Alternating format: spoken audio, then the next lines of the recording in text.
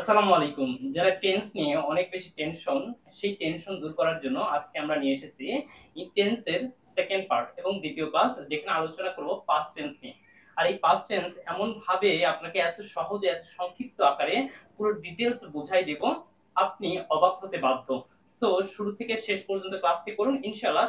Tense নিয়ে যে ভয়টা, আজীবনের জন্য ভয়টা, কথা বলি আমরা প্রথম ক্লাসে দেখিয়েছিলাম যে প্রেজেন্ট টেন্স এবং টেন্সের যে বিস্তারিত সেই জিনিসগুলো আমরা ডিটেইলস প্রথম পার্টে দেখিয়েছি, যেটা আপনারা কমেন্টে পাবেন। আর সেকেন্ড যে ক্লাস আজকে হবে, এরপরে আগামী কালকে থার্ড ক্লাস।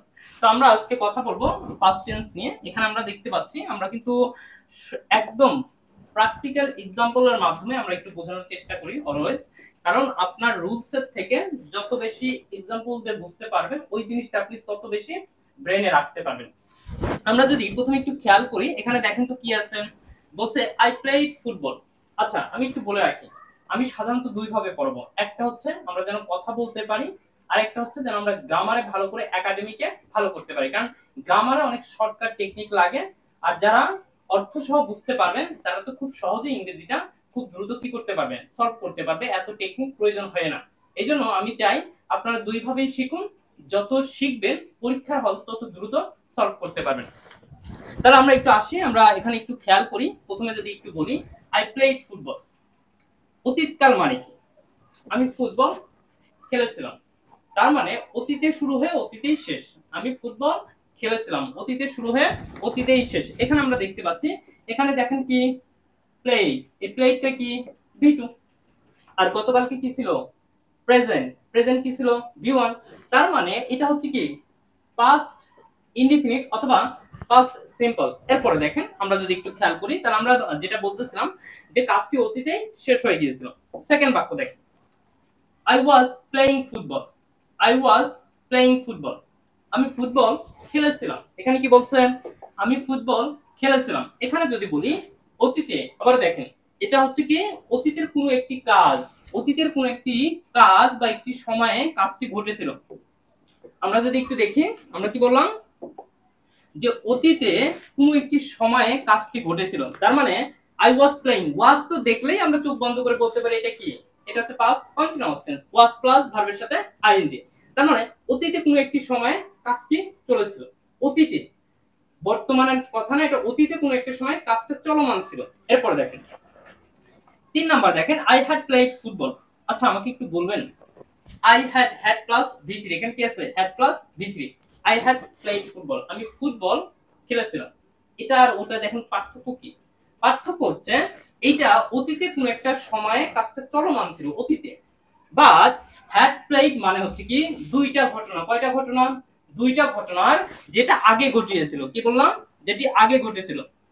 দুইটা ঘটনার যেটি কি আগে ঘটেছিল সেটা হচ্ছে পাস্ট পারফেক্ট। এটা কি হয় had plus V3। সহজ ভাবে যদি বোঝাই, ওই যে আপনাকে আমি পড়িয়েছিলাম না বিফোর এবং আফটার, বিফোর এবং আফটারের যে নিয়মটা আছে, বিফোর মানে আগে, আগে থাকলে পাস্ট পারফেক্ট, এই বিফোর এর আগে হচ্ছে had plus V3।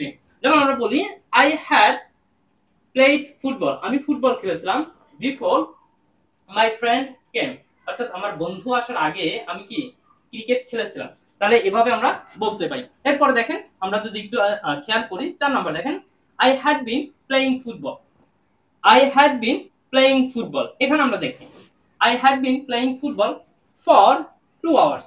এখানে দেখেন হ্যাড বিন প্লাস ভার্বের সাথে আইএনজি, মানে অতীতে একটি নির্দিষ্ট সময়ের আগে কাজটি কিছু সময় ধরে চলছিল। এটা কিন্তু প্রেজেন্ট না, অতীতের কথা বলছে। প্রেজেন্টে সবসময় চলমান থাকে, কিন্তু অতীতে কোন একটা কাজ একটা নির্দিষ্ট সময়ের আগে কাজটি কিছু সময় ধরে চলছিল, এটা অতীতে। তার বলছে I had been playing football for 2 hours, বলছে আমি কি 2 ঘন্টা ধরে কি করেছিলাম, 2 ঘন্টা ধরে ফুটবল খেলেছিলাম। তার প্রথমটা হচ্ছে আই প্লেইড ফুটবল, আমি ফুটবল খেলেছিলাম, মানে অতীতেই শেষ। পরটা হচ্ছে আই ওয়াজ প্লেইং ফুটবল, এটা কি অতীতে কোনো একটি সময় কাজটি চলছিল, বলছে আমি ফুটবল খেলেছিলাম। খেলেছিলাম কি হবে এটা, এই যে খেলেছিলাম, খেলেছিলাম মানে অতীতে, অতীতে চলমান ছিল এবং খেলেছিল। ওকে, তারপর দেখেন আই হ্যাড প্লেড ফুটবল, দুইটা কাজ। কয়টা কাজ? দুইটা কাজ। যদি দুইটা কাজ বোঝায়, আবার বলছি যদি দুইটা কাজ বোঝায় তাহলে কি বুঝবেন, দুইটা কাজ বোঝালে আগে হবে বিফোর, মানে আগে, আগে যেই কাজটা করবে সেটা হচ্ছে পাস্ট পারফেক্ট। যেমন I had played football before, এই যে বিফোর এবং আফটার আমি একটা নিয়ম যেটা পড়িয়েছিলাম, না পড়লেও আমি আবার আপনাদেরকে ভিডিও দিব। সেখানে মাই ফ্রেন্ড কেম, হ্যাঁ আমার বন্ধু আসার আগে আমি কি করেছিলাম, আই হ্যাড প্লেড ফুটবল, আমি ফুটবল খেলেছিলাম। তারপরে দেখেন I had been playing football for 2 hours, বলছে আমি 2 ঘন্টা ধরে কি ফুটবল খেলেছিলাম, মানে অতীতে একটি নির্দিষ্ট সময়ের আগে কিছু সময় ধরে চলছিল। এটাই হলো কি জানেন, অর্থ দিয়ে, যারা ইংরেজিতে কথা বলতে চান, যারা অর্থ দিয়ে বুঝতে চান, তাদের ক্ষেত্রে এইটা। এখন একটু গ্রামাটিক্যালের দিকে আসি। দেখেন প্রথমটা 5 নাম্বারটা হচ্ছে কি পাস্ট ইনডিফিনিট মানে ভি2। তার মানে ভি2 বোঝালে আমরা জানি ভি2 বলতে কি বুঝি, পাস্ট ইনডিফিনিট, পাস্ট ইনডিফিনিট। এরপরে দেখেন আমরা 6 নাম্বার দেখেন আই ওয়াজ প্লেইং, এই জায়গাটা কি আছে, এখানে আমি যদি বলি I was playing, was wire